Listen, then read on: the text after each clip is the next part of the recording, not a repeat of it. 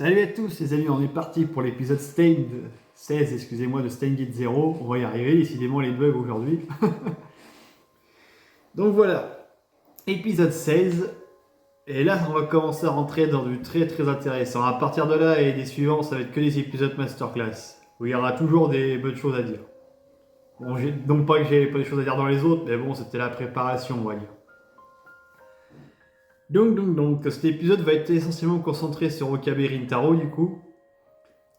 Surtout sur le rejet des autres qu'il a, on va dire, et l'explication du pourquoi du comment en plus approfondi.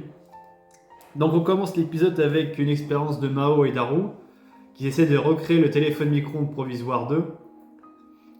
Donc du coup on voit d'ailleurs Monsieur Brown qui gueule en bas, ça rappelle des souvenirs. Sauf que bien évidemment ils font tout sauter, ils ont du mal à reconstruire la machine qu'ils avaient construite à l'époque. Parce que Mao n'a pas les connaissances de Kurisu, donc forcément c'est un peu plus compliqué. Pendant ce temps-là, il y a Mayuri qui rejoint Okabe à la fac. Donc voilà, ils ont une discussion un peu de tout et de rien. À un moment, Mayuri lui parle de la blouse blanche que Ferris portait ou je sais plus qui. Et puis pour la réaction de Karine, et puis Karine dit non, elle peut la garder et tout, il n'y a pas de souci. Et là, ça choque beaucoup Mayuri parce qu'elle avait beaucoup vu Karine lui engueuler dessus pour le fait qu'on touche à sa blouse blanche. Car sa blouse blanche, c'est son symbole de Oin Kyoma en fait. Et son symbole de scientifique fou, de mec joyeux, enfin c'est une veste qui lui rapporte beaucoup de souvenirs. Et n'oubliez pas que dans le premier Steins Gate du nom, c'est Kurisu Akise qui a réparé sa veste entre guillemets avec des fils de couture. Donc ça lui rappelle vraiment ces souvenirs-là en fait. Et pour lui ça appartient au passé car ça lui rappelle tout l'été qu'il a vécu et pour revivre ça, il l'a très clairement fait comprendre tout au cours de cette série. Donc ça choque beaucoup Mayuri, donc Mayuri après va avec Lukako. Donc ils vont discuter un peu d'Ocarine et Mayuri lui dit de toute façon j'ai pas sa place dans son cœur et tout, son cœur est brisé depuis longtemps, il y a quelqu'un d'autre en tête. Et ils vont dans un espèce d'arbre à souhait, si on appelle ça comme ça, enfin je sais plus qu'on appelle ça au Japon, mais c'est un arbre où tu écris ce que tu veux sur un papier, un de tes vœux quoi, et tu l'écris dessus. C'est vachement stylé en vrai, putain on aurait ça en France. On se doute bien de ce qu'on marquerait dessus, sans déconner. Mais voilà. Donc c'est un épisode assez déprimant, entre guillemets, parce que... Enfin, c'est même pas entre guillemets, assez déprimant, parce qu'on voit vraiment Okabe qui s'en prend plein la gueule par tout le monde, entre guillemets. Enfin, faut que j'arrête avec les guillemets, purée. Donc Okabe se rend au labo, du coup. Il voit le parapluie de Mayuri, si je dis pas de conneries. Daru et Mao essaient de cacher leur expérience, du coup. Mais bon, sans succès, enfin pas trop de succès parce qu'ils ont oublié la banane qu'ils ont laissée dans la poubelle, qui est vraiment le symbole de Steins Gate dans le premier du nom. Donc, Okabe rentre et il dit à Daru t'es encore sur un jeu érotique, avoue, et lui il esquive la question quoi. Et puis à un moment, Okabe lui explique est-ce que tu veux rejoindre la fac de l'Esquinel, ils ont un poste à te proposer, ça a l'air hyper intéressant, mais Daru dit non avant même que Okabe finisse sa phrase. Ça, il est très clair là-dessus. Et je pense aussi c'est ce qui a poussé Daru avec Mao à construire cette machine sans l'aide d'Ocarine. C'est parce qu'il a vu comme il avait décidé d'aller partir à la fac à l'étranger, je pense que Daru l'a un peu vu comme... pas comme une trahison, mais un peu un éloignement de sa part en fait. Et je pense que c'est ce qui l'a le plus motivé à aller un peu contre ses ordres. Donc du coup, à un moment, Okabe sent que ça sent cramer dans le labo, et puis il fouille la poubelle, il voit une banane.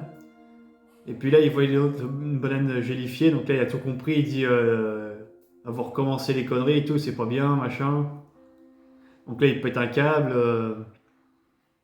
envers lui ou envers Mao, et envers Mao, maman, il lui sort ouais, tu veux vraiment être la meurtrière de Kurisu Akise, de Mayuri et tout ça. Et là, Daru il pète les plombs et il fait une action que personne n'aurait pensé qu'il ferait. Il lui met une grosse patate comme ça de forain.